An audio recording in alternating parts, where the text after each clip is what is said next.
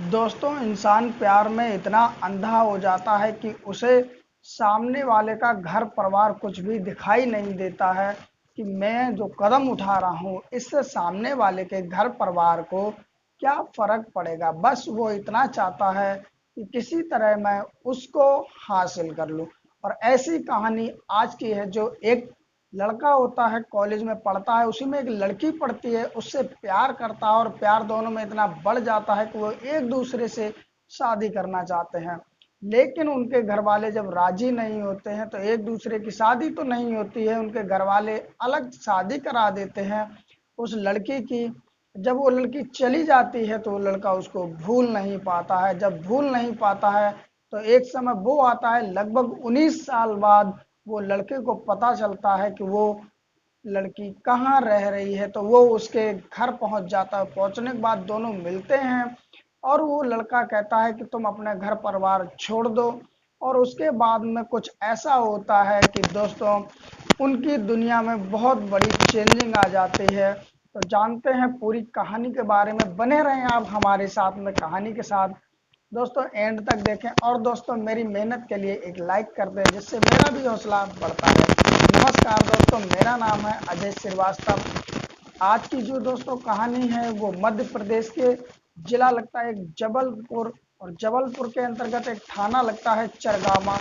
बात है 12 जनवरी के लगभग 11 बजे के आसपास। जो थाने के टीआई होते हैं विनोद पाठक, वो बैठ करके अपनी फाइलें चेक कर रहे होते हैं कि तभी उनके पास एक फ़ोन आता है।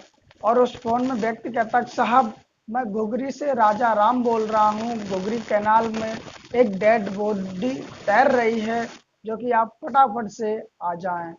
जैसे ही ये बात टीआई सुनते हैं, तुरंत अपनी एक टीम के साथ में गोगरी कैनाल पर पहुंच जाते हैं और पहुंचने के बाद में उस डेड बॉडी को निकालते हैं। निकालने के बाद में वो देखते हैं कि उस डेड बॉडी के जो गला होता है उस पर निशान हैं। तो उन्हें उससे देखने से पता चल जाता है कि इसकी मृत्यु पानी में डूबने से नहीं हुई है, किसी ने इसको मार करके उसके बाद पानी में डाल दिया है, जिससे ये हम लोगों को गुमराह कर सके। यानी कि पुलिस वालों को ऐसा लगे कि ये पानी में डूब के मर गया है और जिसने मारा है उस पर कोई कार्रवाई ना हो, वो पकड़ा ना जाए। लेकिन जो विनोद पाठक टीआई थे, वो जब उस डेड बॉडी को निकाल के देखते हैं तो गर्दन पर निशान होता है। उसके बाद में वहां पर जितनी भी भीड़ होती है उन सब से पूछते हैं कि क्या तुम इसको जानते हो। वहाँ के जितने भी लोग होते हैं सभी लोग उसको देखने के बाद में मना कर देते हैं कि मैं इसको नहीं जानता, ये कौन है कौन नहीं है। जब हर कोई मना कर देता है तो विनोद पाठक उस डेड बॉडी को लेकर के थाने में पहुंच जाते हैं और उसके बाद में उसकी एक फ़ोटो लेते हैं और सोशल मीडिया पे अपलोड कर देते हैं और लिख देते हैं कि ये डेड बॉडी इस कैनाल में मिली है, जो भी कोई इसको जानता हो प्लीज़ इस नंबर पे संपर्क करे। मात्र 2 घंटे बाद ही उसकी डेड बॉडी की पहचान हो जाती है सोशल मीडिया के ही जरिए। इसका नाम संदीप होता है, जो कि गोरखपुर के कैलाशपुरी का निवासी होता है। इसका छोटा भाई उसी थाने में आ जाता है जिसका नाम राजेश होता है। वो बताता है कि ये 9 जनवरी को शाम को 7 बजे के आसपास घर से निकल के गया था और उसके बाद फिर ये दोबारा घर में लौट के नहीं आता है। इतना बताने के बाद में वो डेड बॉडी पोस्टमार्टम के लिए जाती है। उसके बाद में उसके भाई को सौंप दी जाती है। फिर पुलिस भाई उसके भाई राजेश से पूछते हैं कि इसका क्या रहने का हिसाब था, कैसा क्या था। तो वो राजेश बताता है, जो कि छोटा भाई होता है संदीप का, कहता है कि ये बहुत ज़्यादा दारू पीता था, एक टाइप का नशेड़ी व्यक्ति था। किसी से लड़ाई झगड़ा तो इसका था नहीं और शाम को 7 बजे के आसपास 9 जनवरी को घर से निकल गया था। उसके बाद में ये दोबारा लौट के आया नहीं और दारू ज़्यादा पीने, नशा ज़्यादा करने की वजह से हमने भी इसकी ज़्यादा ढूंढने की कोशिश की नहीं। और उसके बाद जब इसका मोबाइल नंबर लगाया तो मोबाइल नंबर भी बंद जा रहा था। इतनी बात जब पुलिस वाले सुनते हैं तो जो संदीप का मोबाइल होता है वो अपने कब्जे में ले लेते हैं। मोबाइल की जो कॉल डिटेल होती है वो निकाली जाती है। जो कॉल डिटेल निकाली जाती है तो लास्ट कॉल जिस नंबर पर होती है तो उस नंबर को अब छानबीन करके निकाला जाता तो पता चलता है कि वो नंबर किसी लक्ष्मी नाम से रजिस्टर है। जब इतनी बात पुलिस वालों को पता चल जाती है तो वो लक्ष्मी का एड्रेस निकालते हैं और सीधा लक्ष्मी के घर पर पहुंच जाते हैं। लक्ष्मी पहले से ही शादीशुदा एक औरत होती है। उसके पति का नाम शरद होता है, जो कि हाथी ताल कॉलोनी की रहने वाली होती है। जो पुलिस वाले होते हैं वो लक्ष्मी से पूछते हैं कि ये संदीप कौन है और तुम इसको कैसे जानती हो। जो लक्ष्मी होती है वो संदीप को पहचानने से इनकार कर देती है। तो कहीं ना कहीं पुलिस को अब शक होने लगता है कि लास्ट कॉल तो इसी नंबर पर हुई है, लेकिन ये इसे पहचानने से इनकार क्यों कर रही है। फिर उसके पति शरद से पूछा जाता है क्या तुम जानते हो या तुमसे कोई बात हुई है। तो शरद कहता है मुझे तो इसके बारे में कुछ पता ही नहीं है। उसके बाद में पुलिस वालों को शक हो जाता है तो लक्ष्मी को अपने साथ ही थाने ले जाते हैं और वहां पर सख्ताई से पूछा जाता है। तो लक्ष्मी आखिरकार टूट जाती है और वो फिर एक ऐसी कहानी बताती है जिसको सुन करके हर कोई परेशान था। हर कोई चौंक जाता है, हर कोई परेशान हो जाता है। लक्ष्मी जो कि मूल रूप से जबलपुर के गुप्तेश्वर इलाके की रहने वाली होती है और वो वहीं पर रह करके अपनी पढ़ाई करती है। पढ़ाई उसकी चल रही होती है जिस कॉलेज में, उसी में ये संदीप भी पढ़ा करता था और उसके बाद में इन दोनों का प्यार चालू हो जाता है। प्यार दोस्तों इस कदर इनके ऊपर सवार होता है कि ये अब चोरी चुपके तो मिलते ही थे, अब धीरे धीरे ये खुल्लम खुल्ला मिलने लग जाते हैं। इनके प्यार के चर्चे कॉलेज में होने लगते हैं। जो धीरे धीरे एक समय ऐसा भी आता है जो संदीप के घर वालों को इनके प्यार के बारे में पता चल जाता है। उसके बाद में संदीप डिसीजन लेता है कि अब मुझे अकेला नहीं रहना है, जो आगे की ज़िंदगी काटनी है वो लक्ष्मी के साथ काटनी है। और लक्ष्मी भी इस बात पे राजी हो जाती है कि वो संदीप के साथ में शादी करेगी और साथ रहेगी। लेकिन जब ये सारी बात संदीप के घर वालों को पता चलती है तो वो संदीप पर बहुत ज़्यादा गुस्सा हो जाते हैं। वो कहते हैं लक्ष्मी हमारे जात की नहीं, हमारे बिरादरी की नहीं, हम इससे कैसे शादी कर सकते हैं।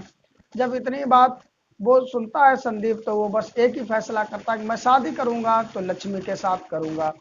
लेकिन दोस्तों उसके घर वाले राजी नहीं होते और जब ये बात लक्ष्मी के भी घर वालों को पता चल जाती है कि संदीप के नाम का कोई लड़का है, उससे लक्ष्मी का अफेयर चल रहा है और ये मिलते भी हैं घूमते भी हैं।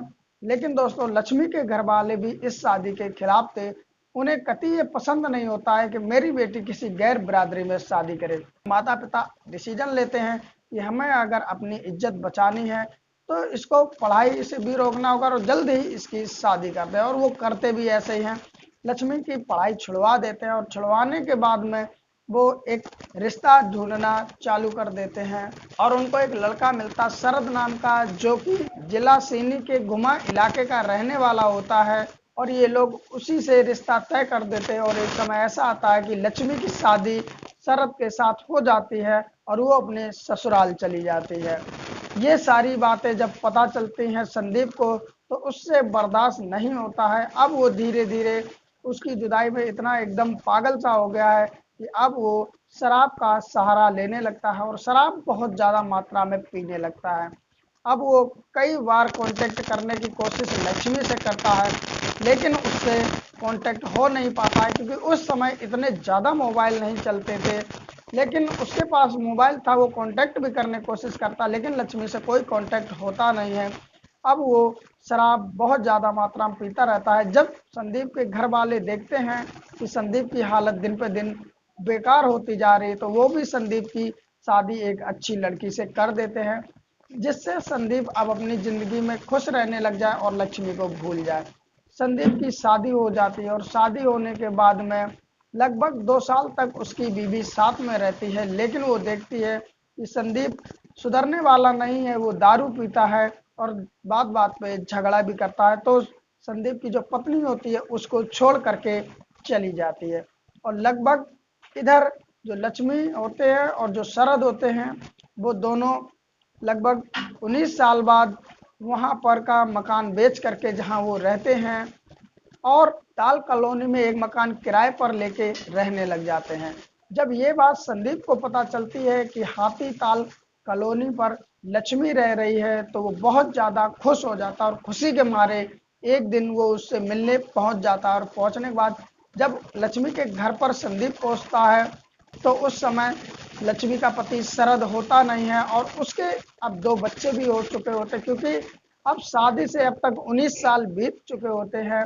जब 2 बच्चे हो जाते हैं तो वो बच्चे पढ़ने भी जाते हैं और जिस समय संदीप लक्ष्मी के घर पहुंचता है तो उसका पति शरद काम पे गया हुआ होता और उसके बच्चे स्कूल गए होते हैं। अब जैसे ही लक्ष्मी संदीप को देखती है तो उसे 19 साल पहले का अपना कॉलेज का प्यार याद आ जाता है और संदीप को गले से लगा लेती है और उसको बिठाती है और उससे घंटों बातें करती है और संदीप भी अब बहुत ज़्यादा खुश हो जाता है। संदीप के बारे में वो पूछती है तो वो बताता है कि मेरी भी शादी होगी लेकिन मेरी पत्नी है वो छोड़ करके जा चुकी है। और संदीप जब उसके बारे में पूछता है तो वो भी बताती है कि इन 19 साल में मैं अपने पति के साथ रह रही और मेरे अब 2 बच्चे हैं जो कि पढ़ने गए हुए। ये सारी बात संदीप करता है और खुशी खुशी फिर वहां से अपने घर चला आता है। उसके बाद में अब ये 1 दिन नहीं 2 दिन नहीं, ये रोज का ही किस्सा हो जाता है। संदीप अब लक्ष्मी से मिलने जाया करता और एक समय जब आता है जब संदीप लक्ष्मी से कहता है कि तुम अपने पति से तलाक ले लो, उसको छोड़ दो और मेरे साथ में रहने लग जाओ शादी करके। लक्ष्मी जब पहली बार ये सुनती है तो उसे बड़ा अजीब लगता है और वो कहती है कि तुम किस तरह की बात कर रहे हो, हम तुम प्यार तो करते थे और शादी भी करना चाहते थे लेकिन किस्मत में जो था वो हो गया।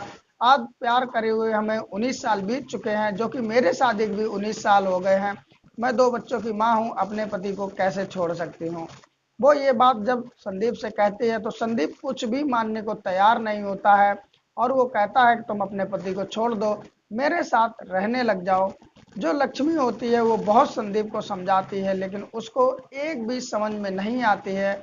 उसके बाद में जो संदीप होता है वो लक्ष्मी को 2-4 फोटो भी दिखाता है, जो कि जिस समय में कॉलेज में वो दोनों पढ़ते थे तो एक छोटा फोन था उसी से संदीप फोटो वो ले लेता है आपस में दोनों की, जो कि कुछ इस हिसाब की होती हैं जो किसी को नहीं दिखानी चाहिए।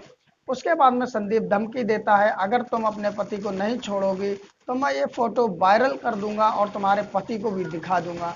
अब लक्ष्मी को ऐसा लगता है कि कहीं मेरा घर परिवार बर्बाद ना हो जाए, क्योंकि लक्ष्मी जिस समय प्यार करती थी तो करती थी, उसके बाद में जब उसकी शादी हो जाती है तो वो अपने पति शरद से बहुत प्यार करने लगती है और खुशी खुशी अपना जीवन शरद के साथ बिता लेती है और इधर वो संदीप को भूल भी जाती है। और 19 साल बाद जब संदीप मिलता है तो वो उससे हाल चाल तो लेती लेती है लेकिन वो ये नहीं चाहती है कि मैं अब अपने पति को छोड़ दूं, क्योंकि 19 साल का जो प्यार होता है अपने पति के साथ में वो कोई कैसे छोड़ देगा।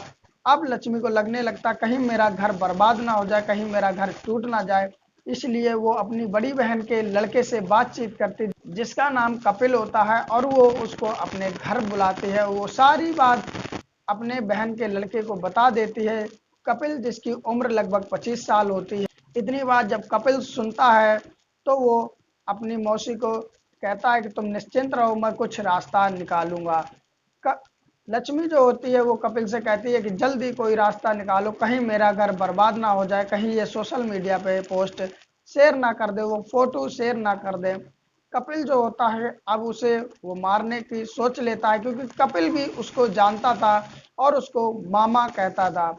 कपिल अपने एक प्लान बनाता है और प्लान के मुताबिक ही उसी लक्ष्मी के फ़ोन से फ़ोन करता है और संदीप को कहता है कि मामा आ जाओ, आज पार्टी करेंगे। जो संदीप होता है वो शराब का आदी तो होता ही है, जब पार्टी की बात सुनते हैं तो दौड़ा दौड़ा चला जाता है कपिल के पास में और कपिल अपनी स्कूटी से ही उसे एक चौराहे पर लिवा जाता है और लिवा जाने के बाद में काफ़ी ज़्यादा मात्रा में शराब खरीदता है। शराब खरीदने के बाद में जो वो कैनाल होता है यानी कि एक नहर होती है उसी के किनारे पर ले जाता है और दोनों शराब पीने लगते हैं। कपिल अपने प्लान के मुताबिक संदीप को ज़्यादा मात्रा में शराब पिलाता है। जब संदीप नशे में हो जाता है तो उसके बाद में वो संदीप का गला दबा करके वहीं पर उसकी हत्या कर देता है और उसी नहर के नाल में उसका डेड बॉडी जो होती है वो फेंक आता है और फेंकने के बाद में घर पे आ जाता है और सारी बात लक्ष्मी को बता देती है। लक्ष्मी भी उसके प्लान में शामिल हो जाती है उसे मरवाने में। क्योंकि दोस्तों कोई भी नहीं चाहेगा कि मेरा घर बर्बाद हो जाए। संदीप को तो ऐसा लगता था कि जैसे वो प्यार करती थी तब, वैसे ही मुझे अब भी चाहती है, लेकिन उसे ये नहीं पता था कि वो अब अपने पति और अपने बच्चों से प्यार करती। कोई भी अपना घर बर्बाद करना नहीं चाहेगा और वो मिलकर के उसकी हत्या करवा देते हैं। जिस तरह ये कहानी वो सारी पुलिस वालों को बताती है, तो पुलिस वाले भी सुन के हैरान थे, उसका पति भी सुन के हैरान था और परेशान था। जब ये कहानी उसका पति शरद सुनता है, तो वो कहता है अपनी पत्नी लक्ष्मी से कि एक बार शायद तुमने मुझे ये सारी बात बताई भी तो होती, इसका दूसरा भी रास्ता था, क्या सिर्फ उसको मार देना ही रास्ता नहीं था? और तुम अगर मुझे एक बार भी बता देते तो शायद आज ना तो कपिल यहाँ पर होता और ना ही तुम यहाँ पर होते।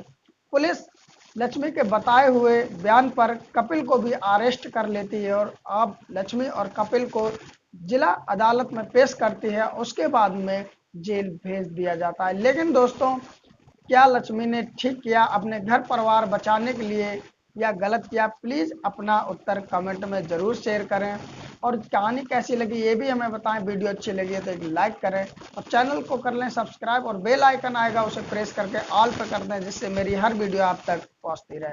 फिर दोस्तों मिलते हैं किसी नई कहानी में, तब तक के लिए नमस्कार।